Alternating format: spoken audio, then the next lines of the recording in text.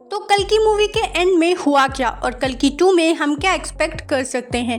तो मूवी के एंड में हम देखते हैं कि एक बाउंटी हंटर की वजह से संभाला का पता चल जाता है कॉम्प्लेक्स को और वो पूरी आर्मी लेकर संभाला पर अटैक कर देते हैं और वो संभाला को ऑलमोस्ट डिफीट भी कर देते हैं। पर असली ट्विस्ट आता है जब भैरवा, एक कैरेक्टर जो कॉम्प्लेक्स की साइड पर था, वो उस विजय स्टिक को टच करता है जो अश्वत्थामा ने बोला था कि महाभारत के समय उनके मित्र कर्ण की थी। और तभी भैरवा का माइंड ब्लैंक चला जाता है और वो युद्ध का योद्धा बनकर सबको मारने लगता है। तो इसका मतलब है कि भैरवा दानवीर कर्ण का दूसरा जन्म है इस धरती पर और उनके इस जन्म का सबसे बड़ा रीजन है कि महाभारत में उन्होंने अधर्म की तरफ रहकर कितने भी पाप किए हों पर उनके अंदर अच्छाई थी जो उनकी ईगो के नीचे दब गई थी। तो अब उन्हें ये दूसरा चांस दिया है भगवान ने कि धर्म की तरफ से लड़ो और तुम्हें मोक्ष मिल जाएगा। सेम चीज जो अश्वत्थामा के साथ हो रही। पर भैरवा को कर्ण बनने के लिए वो विजय स्टिक के कांटेक्ट में रहना पड़ेगा ताकि वो वापस भैरवा के रूप में ना आ जाए। वहीं हमने एंड में देखा कि एक बूंद से ही सुप्रीम यास्किन ठीक हो गया और वो गांडीव धनुष को भी उठा लिया, जिसका मतलब है कि उस एक बूंद ने ही उन्हें अच्छी खासी दिव्य शक्ति दे दी है। पर ये टेम्परेरी है जिसे उन्हें और चाहिए होगी या फिर ये परमानेंट है, वो नेक्स्ट मूवी में पता चल जाएगा। तो नेक्स्ट मूवी होगी क्या?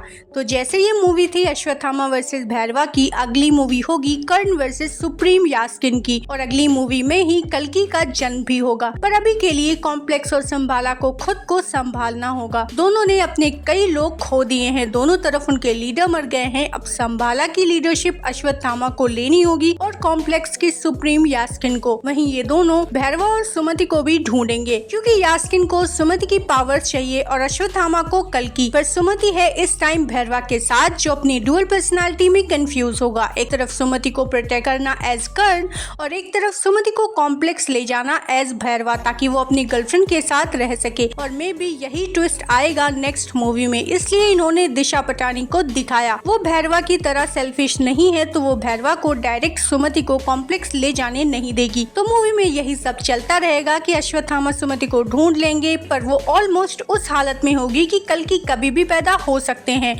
तो दिशा के कहने पर भैरवा उनका साथ देने को मान जाएगा। अश्वत्थामा ध्यान देंगे कल्कि के सेफ आगमन के लिए। पर तभी सुप्रीम यास्किन गांडीव लेकर वहां पहुंच जाएगा। पर तब तक कर्ण की पूरी यादें भी आ चुकी होंगी और फिर से फाइट होगी उसके सामने फिर से गांडीव होगा। बस फर्क इतना है कि इस बार वो अच्छाई की तरफ से लड़ रहा है जिसमें या तो वो मारा जाएगा या जीत जाएगा या फिर दोनों, क्योंकि सेकंड फिल्म वहीं खत्म हो जाएगी। क्योंकि ये एक ट्रायलजी होने वाली है तो थर्ड फिल्म इनके कुछ साल बाद चालू होगी जहां बाकी चिरंजीवी के साथ कल्कि भी बड़ा होगा और जहां अब कोई सुप्रीम यास्किन नहीं होगा बल्कि काली पूरी तरह अपनी पावर्स में आ चुका होगा और फिर कल्कि उस कली को हराकर इस दुनिया को अच्छाई की तरफ ले जाएगा। तो इस तरह तीनों फिल्म्स 3 अलग अलग लड़ाइयों पर फोकस करेगी। आज के लिए बस इतना ही, मिलते हैं नेक्स्ट वीडियो में। Thank you for watching, stay tuned for more.